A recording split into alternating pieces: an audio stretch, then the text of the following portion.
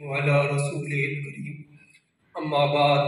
اعوذ باللہ من الشیطان الرجیم بسم اللہ الرحمن الرحیم ان الذين قالوا ربنا الله ثم استقاموا صدق اللہ العظیم وصدق رسوله النبی الکریم الامین ان اللہ وملائکته یصلون علی النبی یا ایھا الذین آمنوا صلوا علیہ وسلموا تسلیما والسلام علیک یا سیدی یا رسول اللہ وعلى آلك وصحابك يا سيدي يا حبيب الله الصلاة والسلام عليك يا سيدي يا رسول الله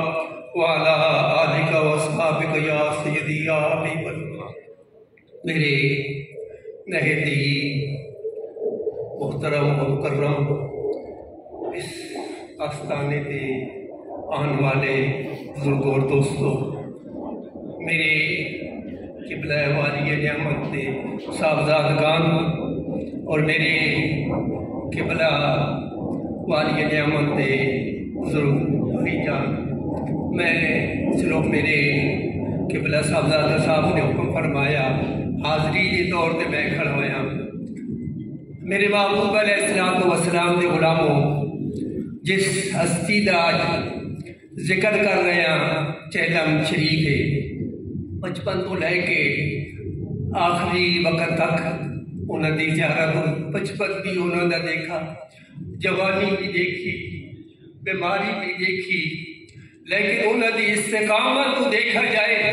تو میرے محبوب علیہ السلام دے غلاموں، جدو بھی کسی نے سوال کیتا پوچھا تو انہوں نے کیا اللہ کا کرم ہے، اللہ کا کرم ہے۔ اور اس ہستی نے اپنی والی نعمت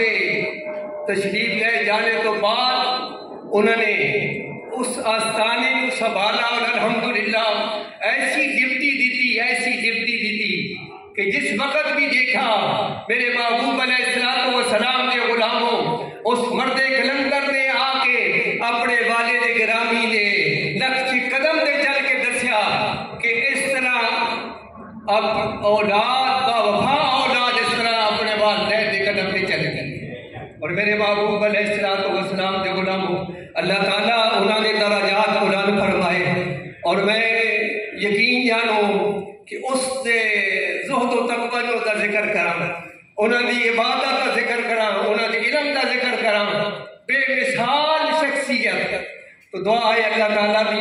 سانو انہوں نے نقش قدم دے چلنے کی توفیق عطا فرمائے اور اس آستانے تے آنے کی توفیق عطا فرمائے۔